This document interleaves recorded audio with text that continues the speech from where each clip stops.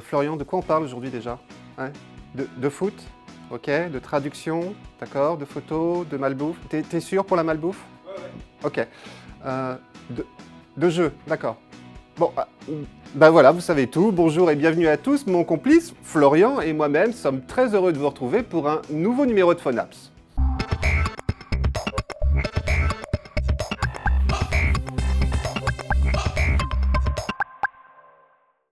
Que vous soyez fan de foot ou pas, vous n'êtes pas sans savoir que la prochaine Coupe du Monde arrive maintenant à grands pas. Je vous rappelle que le coup d'envoi, c'est le 12 juin prochain à 22 h, avec un premier match qui opposera le Brésil à la Croatie. Vous ne voulez pas rater une miette de la compétition? Téléchargez donc l'application FIFA pour iPhone et pour Android, qui pour l'occasion a été mise à jour. Vous y retrouverez la composition des différents groupes. Pour mémoire, la France est dans le groupe E, avec l'Équateur, l'Honduras et la Suisse, mais aussi naturellement le calendrier des matchs, et c'est d'ailleurs grâce à lui que je peux vous dire que l'équipe tricolore affrontera d'abord l'Honduras le 15 juin prochain à 21 h précise. Mais FIFA, c'est aussi le meilleur moyen d'obtenir les scores en temps réel et de garder une trace des matchs passés, l'application consignant les temps forts de chacun, ainsi que la composition des équipes sur le terrain. Ajoutez à cela des informations sur le Brésil, organisateur de cette Coupe 2014, ainsi que sur les villes et les stades où se déroulera la compétition. Bref, vous aimez le foot, vous attendez avec impatience la Coupe du Monde, et bien je ne peux que vous conseiller de télécharger sans plus attendre FIFA, que m'avait d'ailleurs aussi recommandé sur Twitter Ryan, merci Ryan, d'autant que cette application est gratuite mais disponible uniquement sur iPhone et sur Android.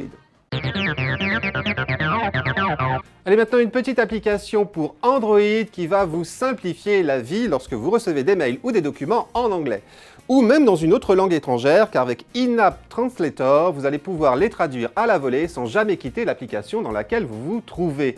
Comment ça fonctionne? Eh bien c'est tout simple. À partir du moment où vous lancez In-App Translator, l'application demeure accessible à tout moment grâce à sa petite icône flottante que vous pouvez placer n'importe où sur votre écran.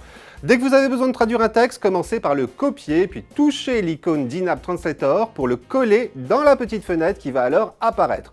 Enfin, touchez de nouveau l'icône de l'application pour obtenir votre traduction. Facile. Et pour recopier le texte traduit, mettez simplement votre doigt dessus, puis touchez le bouton Copy to Clipboard. Voilà. In-App est aussi capable de traduire en français 41 langues étrangères, de l'arabe au vietnamien en passant naturellement par l'anglais, mais aussi l'italien, le norvégien ou encore le suédois. Et puis bien évidemment, vous pouvez aussi vous en servir pour traduire un texte en français dans l'une de ces autres langues. Et pour ne rien gâcher au plaisir, In-App Translator est gratuite mais disponible uniquement sur Android. SKRWT, d'après vous, à quoi peut bien servir une application avec un nom pareil? Eh bien, comme son nom ne l'indique pas, améliorer les photos prises avec votre iPhone. Ou plus exactement, à corriger les distorsions produites par son objectif, surtout si vous vous amusez parfois à utiliser avec une lentille grand angle ou un fisheye.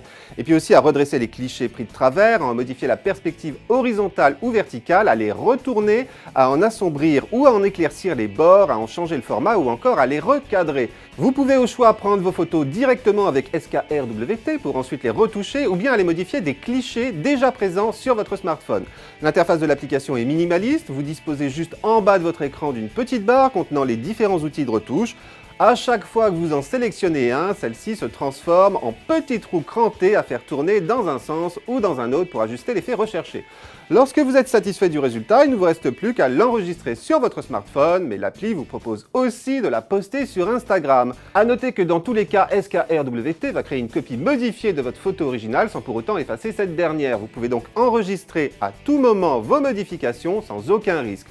Au final, le seul défaut de SKRWT, en plus de son nom, c'est qu'elle se réserve uniquement aux iPhones, mais il faut savoir aussi qu'elle n'est pas gratuite, vous devrez débourser 1,79 € pour faire joujou avec. Savez-vous vraiment ce que vous mettez dans votre assiette tous les jours? Oui? Non? Pas trop? Eh bien, l'organisation de protection de l'environnement Greenpeace vous propose justement d'y voir un peu plus clair. Cela grâce à sa nouvelle application, le Getter.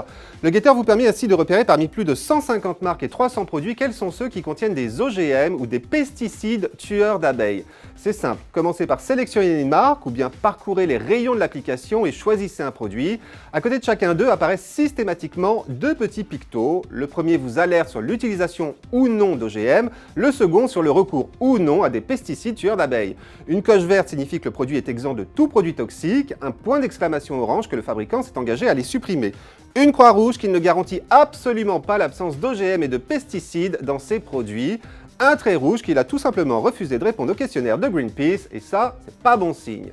Mais le guetteur constitue aussi un bon moyen de participer à la lutte de Greenpeace pour une agriculture plus respectueuse de l'environnement et une alimentation plus saine. L'application vous propose ainsi de devenir vous aussi guetteur en interpellant les marques qui ne garantissent pas l'absence totale d'OGM et de pesticides tueurs d'abeilles dans leurs produits. Pour cela, c'est simple, il vous suffit lorsque vous consultez la fiche d'un produit ou d'une marque, de toucher le bouton « Je deviens guetteur », de remplir le petit formulaire qui s'affiche. Greenpeace se chargera alors d'adresser en votre nom un courrier de protestation que vous pourrez naturellement visualiser avant son envoi. Voilà pour cette belle initiative qui m'a été signalée sur Twitter par Laurent Torres. Merci Laurent. Sachez pour finir que le guetteur est une application gratuite mais disponible uniquement sur iPhone et sur Android. Allez, pour terminer, un petit jeu pour iPhone et pour Android qui, vous allez le voir, s'avère être un vrai casse-tête. Et pour cause, RubPix est ni plus ni moins qu'un Rubik's Cube en 2D. Je ne vais pas vous rappeler les règles du Rubik's Cube, mais je vous explique ce que ça change en 2D. Et bien tout simplement, au lieu de voir le cube en perspective, ne s'affiche sur votre smartphone qu'une seule de ses faces.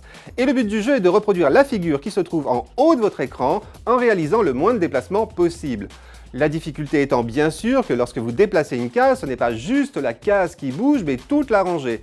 Bon, ceci dit, au début, ça reste assez facile, sauf qu'au fil des 150 niveaux que compte RubPix, les choses se compliquent progressivement. D'une part parce que le nombre de couleurs à manipuler augmente, mais aussi et surtout à cause de la configuration de la grille qui change. À partir du niveau 21, elle passe ainsi de 9 à 16 cases, à partir du niveau 101 à 36 cases, et à partir du niveau 126 à 64 cases, et là, bon courage. Vous pensez que vous allez quand même y arriver? Eh bien, essayez donc RubPix, d'autant que ce jeu est gratuit sur Android. Par contre, si vous disposez d'un iPhone, vous devrez débourser 1,99 €. Voilà, c'est tout pour cette semaine, mais on se retrouve naturellement mercredi prochain pour un nouveau PhoneApps. En attendant, n'hésitez pas à m'interpeller sur mon Twitter ou ma page Facebook. Toutes vos suggestions, commentaires, applis coup de cœur sont toujours les bienvenus. Et puis on se retrouve également dans le magazine 01net pour parler d'appli, mais pas que. Je vous rappelle que celui-ci est en kiosque un jeudi sur deux. Allez, je me tais, à mercredi prochain, et d'ici là, portez-vous bien.